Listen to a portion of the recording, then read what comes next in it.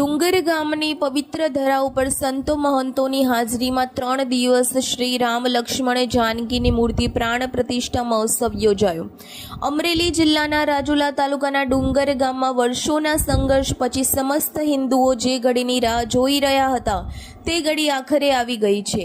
ડુંગર ગામની પવિત્ર ધરા ઉપર 1 વર્ષમાં 3 મંદિરની પ્રતિષ્ઠા કરવામાં આવી।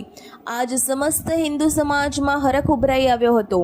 ડુંગર ગામ સોનાપુર મહાદેવને આંગણે યોજાયેલ આ 3 દિવસ પ્રાણ પ્રતિષ્ઠા મહોત્સવને લઈને માત્ર ડુંગર ગામ જ નહીં પરંતુ સમગ્ર પંથકમાંથી નવનિર્મિત મંદિરમાં ભગવાન રામની મૂર્તિના પ્રાણ પ્રતિષ્ઠા સમારોહ ભાગ લેવા માટે મોટી સંખ્યામાં રામ ભક્તો આજે ડુંગર સોનાપુર મહાદેવ સ્થિત નવનિર્મિત રામ મંદિરમાં ભગવાન શ્રી રામ લલ્લાની પ્રાણ પ્રતિષ્ઠા થવા જઈ રહી હતી।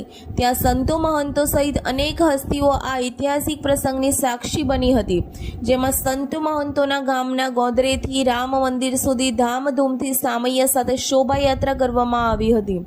આ દરમિયાન આ શુભ અવસર પર ડુંગર સામે ધામધૂમપૂર્વક ભવ્યાતિ ભવ્ય કાર્યક્રમોનું આયોજન સાથે ભજન સંતવાણીનો કાર્યક્રમ અને લાકડું ઊભું કરવાનો કાર્યક્રમ કરવામાં આવ્યો હતો, જેમાં સમસ્ત હિન્દુ સમાજ 3 દિવસ સાધુ સંતો બહોળી સંખ્યામાં ઉપસ્થિત રહ્યા હતા।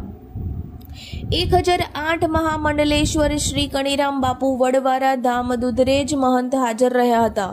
ત્યારબાદ ડુંગર ગામના ધીરજભાઈ, લક્ષ્મણભાઈ, પ્રવીણભાઈ, લક્ષ્મણભાઈ, ગોવિંદભાઈ, લક્ષ્મણભાઈના ઘરે જઈને આશીર્વાદ વચન આપ્યા હતા। આખા ગામમાં રામધૂન સાથે હર હર મહાદેવનો નાદ ગગનભેદી ગુંજી ઉઠ્યો હતો। છેલ્લે સોનાપુર મહાદેવના મંદિરના ગાદીપતિ રામદાસ બાપુને તિલક કરીને થાપવામાં આવ્યા હતા। Reporter Damor વનરાજભાઈ, DT news live 24 ધારી।